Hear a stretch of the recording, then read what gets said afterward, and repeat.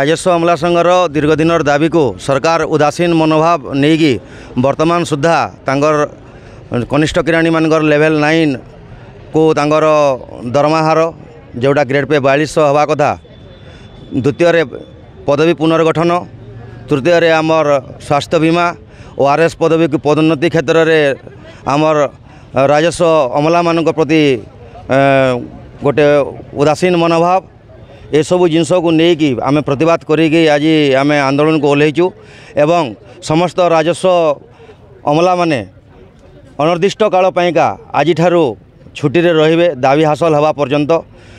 आमर मुख्य दाबी जोटा 4200 ग्रेड पे एवं पदवी पुनर्गठन जहाँकि वर्तमान सुधा है नहीं। पदवी पुनर्गठन प्रक्रिया शेष कर जोगुं आज अनेक योग्य कर्मचारी न्याज्य पदवी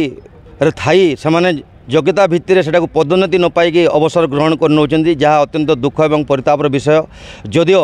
सरकार अन्य डिपार्टमेंट समस्त कर्मचारी माने गत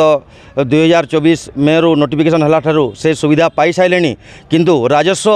क्षेत्र में आम जो अमला माने कार्य करुँच से वर्तमान सुधा पाई नाहंती। विगत दिन में सरकार जो प्रकार भौगोलिक एवं जनसंख्या भित्तिर विभिन्न कर्मचारी पदवी सब सृष्टि करथिले एवं सरकारी कर्मचारी कार्यालय चलूला जनसाधारण को सुशासन देवाईका आज कार्यभार बढ़ीगलानी, जनसंख्या बढ़ीगलानी। तदनु अनुजाई आमर कर्मचारी संख्या वर्तमान सुधा बढ़ी नाहंती तथा एवं आ गोटे मुख्य दाबी जे विभिन्न स्वास्थ्य बीमा आम गोटे 20 लाख टंका पर्यंत दाबी करचु, जोटा सरकार आमर देना आमको, जद्वारा जेकोसी सरकारी कर्मचारी जदि कौन पड़गले कौन रोग फोगरे तेबे से बहुत सर्वस्वांत हो जाती पैसा सारी देगी। तेबे एभली किसी गुरुत्वपूर्ण खबर देखा चाहती आम चैनल को लाइक,